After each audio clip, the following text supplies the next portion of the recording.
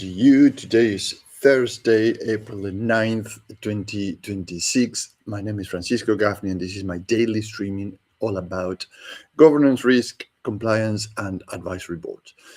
Yesterday, we dealt with the part of the machine that keeps the company safe, right? All the systems.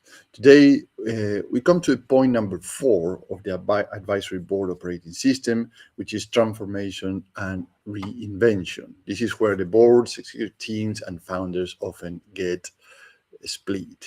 So one side says move faster, and the other side says protect the core. So, but both sides are right, and both sides are dangerous if left alone. So let me pull together the model. Here we have it. Advisory board operating system. Today we are looking into brand strategies, performances, what gives you an edge. And we're going to talk about edge, particularly all the transformations or reinventions or the innovation, because this is very, very interesting, because if the companies are stalling, they have a massive problem, because actually they are protecting the core, as I mentioned, but the new generations are looking for something new, and they are changing fast. They are changing fast with technology. They are changing fast in their socials, how they interact, how they work. The digital nomads now are populating everywhere in the world, and remote working also. And also economics are changing too. And I give you an example here that actually, in terms of innovation, that you will say, oh, right, okay, so now just to give you a physical idea how it looks like.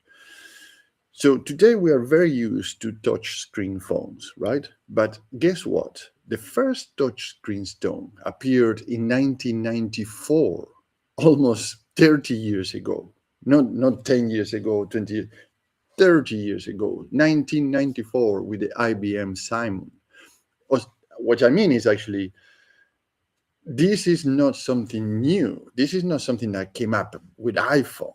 In 1994, almost 12, 13 years before the first iPhone was launched, they already existed, the screen phone touch, the screen phones that were without the keypad, right? Then in the 2000s, Nokia came out with a similar concept, the Nokia 7710. But even brands like Prada with LG did a partnership and launched their exclusive touchscreen phone in 2006. Then in 2007, the first iPhone was launched. So you see how this is not about innovation and, oh, wow, how amazing is that? It is amazing. But actually, I'm saying, it doesn't mean that technology didn't exist. It doesn't mean that the technology was not in the market. It doesn't mean that actually products with features and brands were not in the market. It's literally that actually the innovation, how you position yourself, is the only shift, right?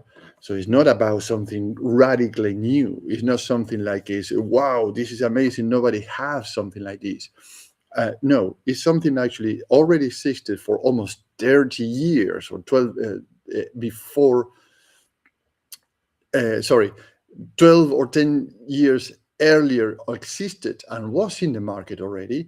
And then a company came and make a big splash in the market with the innovation, the transformation that they produce. It's all about the positioning, right? So here's a big thing.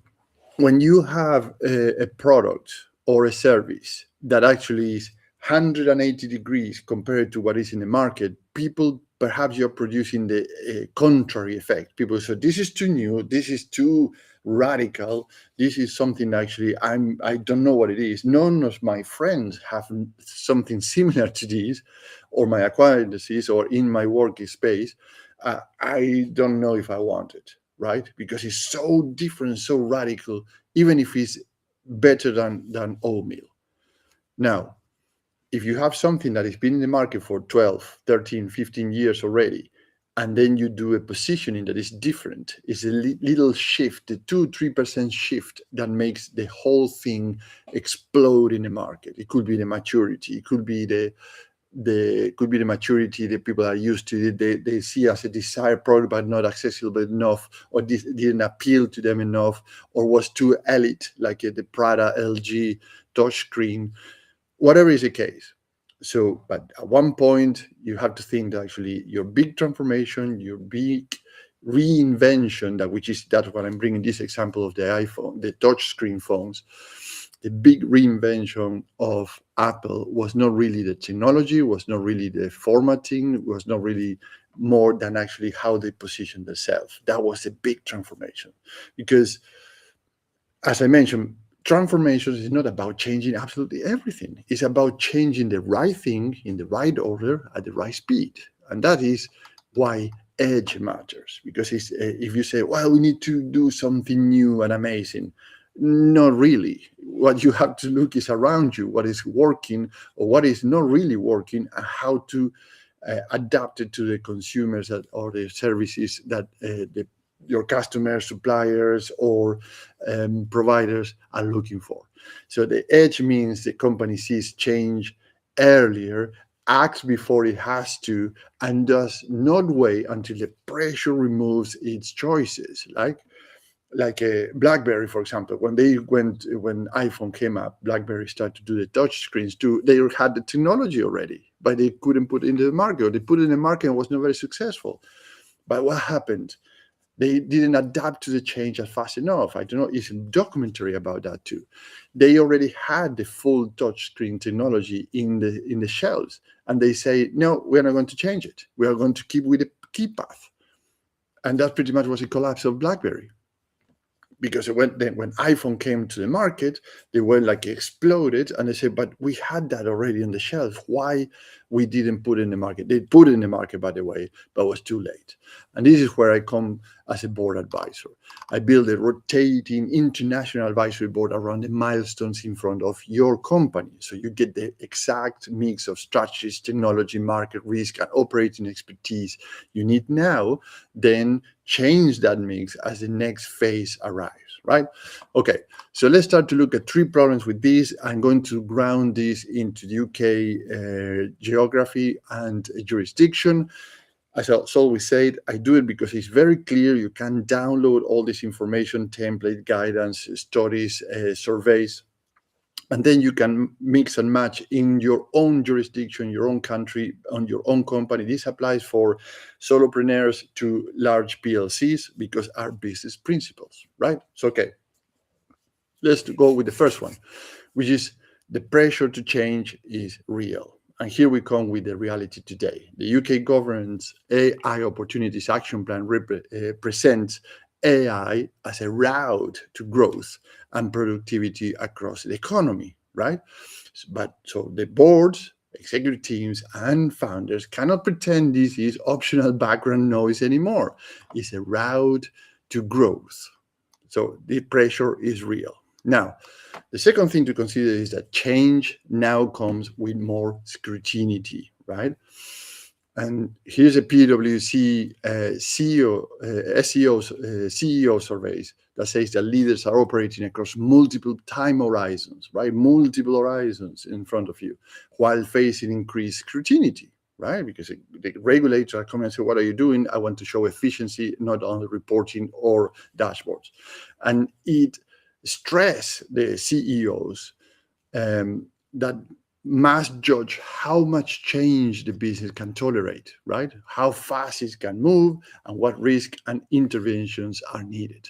So meaning that actually the executive team is not about let's do and launch something, it's actually they have to understand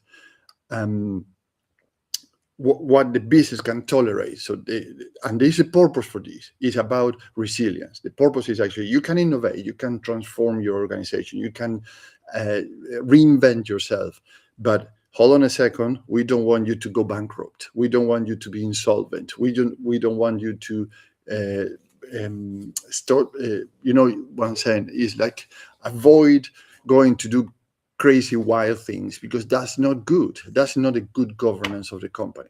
And the third thing that we mentioned is or issues that we mentioned, is the people side is now a board issue. People side, I mean the teams that are working in the organization. It's a board issue, is your executive team issue, is you as a founder issue.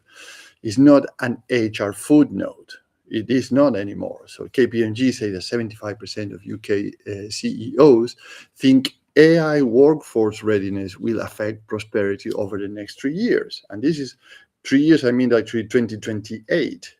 We are transitioning year number one since this survey, right? So what they are looking for now, they are concerned about AI impact on culture. They are redesigning roles and career paths. Good. This is very good. And they are rethinking the entry-level skills. So actually, sometimes the entry-level skills were very high. You have over-qualified people in terms of education, experience, and trajectory with admin roles, right? Now with AI, you have to rethink all these things. And I'm very happy that actually today the surveys are showing that 82% of the CEOs that are hiring are looking into rethinking the entry-level skills. So what is the fix when everyone agrees that change is needed, but nobody agrees on how to do it cleanly? Very interesting question, right? So we have to change, but how we do it cleanly. So in other words, imagine reinvention is less like flipping a switch, right? Turn off the lights, off the lights. And it's more like changing the wheels of a moving train at speed. That is a very difficult thing to do, reinvention.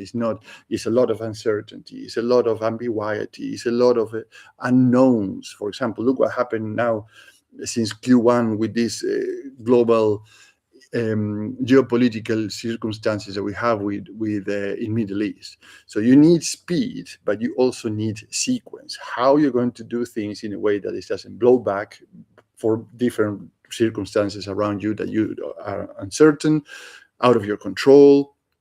It has an impact from geopolitical circumstances into your organization and your plans, right? So what are you going to do about it? Well, as a board advisor, what I would propose is to consider the following. Number one is separate the core from the edge. So protect what already works and experiment where the upside is real, right? So is the Pareto rule. Experiment with the 80%, the 20% that actually you say, well, we have an upside here, and the core, we're going to protect it. Right? You don't stall, but you do something, but use this Pareto rule to do that. So don't put the crown jewels in the first trial wrong, right? So we are going to bet everything on one number or one color as in the roulette. No, just do it in something that is very specific, a project that actually then you can start to roll across the whole organization. The second thing to do is use the assets lens properly. So you have strategy and performance in the graph here. I'm showing the graph correctly. Let me double check that. Yes, I am. So you have your performances and I lost my thought. Sorry. Your strategy and performances. And when you talk about strategies, you choose where the strategies choose where to move, right? But performances proves where the move is working, right? So strategies say we're going that way, and performances shows are we moving and is working and is correct or not, and what we need to adapt or fix. So if you only do strategy, it's probably a big talk. You say, well, you're going to do this, A, B, C, big plans. But at the same time, if you only perform, you get efficiency decline, because actually you say you are moving, but towards what? And which is the results that you're going to achieve after all that activity. And the third thing that I will advise or suggest is a street transformation as a capability. And here's an interesting thing from AI that says that leading CEOs are moving towards a continuous transformation mindset. That is the right board lens, the right executive team lens, that's the right founders lenses. Not one giant program. It's a repeatable ability to adapt without losing coherence, right? So here's the hard question that you can ask. How do you build that capability fast enough to matter, right? To matter. without betting the whole company on one internal team or one expensive outside advisor. So that's what you gain working with me. So it's three things: business outcomes, differentiators, and risk reduction. You gain outcomes because I help boards, executive teams, and founders move from the reactive change to manage reinvention. That means sharper choices, better sequencing, stronger leadership alignment, and faster movement where the return is real. In terms of differentiator, I assemble a rotating international advisory board around the change in front of you. So if the issue is AI adoption or commercial repositioning or operating redesign or market entry or performance improvement, the capabilities match to the milestone, not forced into one size fits all answer. And in terms of how I help reduce your risk, this cuts waste and lowers strategic drift. So the board gets senior specialist input without big consulting overhead, without the long talent locked in, and without pretending the same experts should stay in place for every phase of the reinvention. And this is what is called group thinking.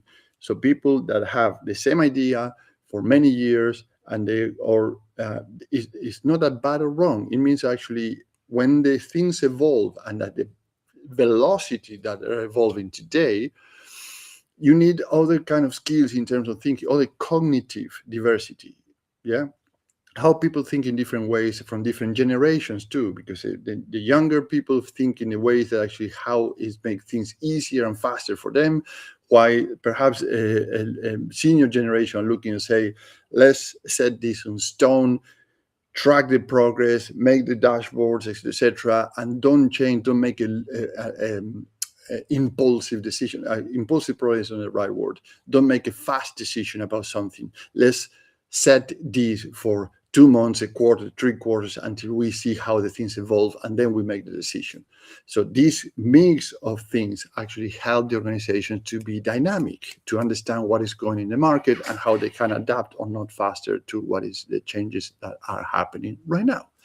So one action you can take home today, and it's doable in 30 minutes or less: write down 3 transformation bets on one page, then cut one, delay one, and double down on one. If you cannot do that clearly, the board, the executive team, or you as a founder still mixing strategy with wishful thinking, unfortunately. So let's pause here for today and reconvene tomorrow, because tomorrow I will bring the whole week together, because scale, capital controls, and reinvention only work when the boards and executive teams and you as a founder has a way to join everything up into one operating system. And again, if you are a board member, a non-executive director, an executive team, or a founder, that you need to reinvent the business without breaking the core, let's have a 30-minute call so I can understand your position, so I can get you a milestone match international advisory board with faster access to the right expertise and change capability without being the big consulting overhead, without the talent locked in, and without the stepping on your toes. You don't want that to either. So have a great day, and I'll see you tomorrow. Bye-bye.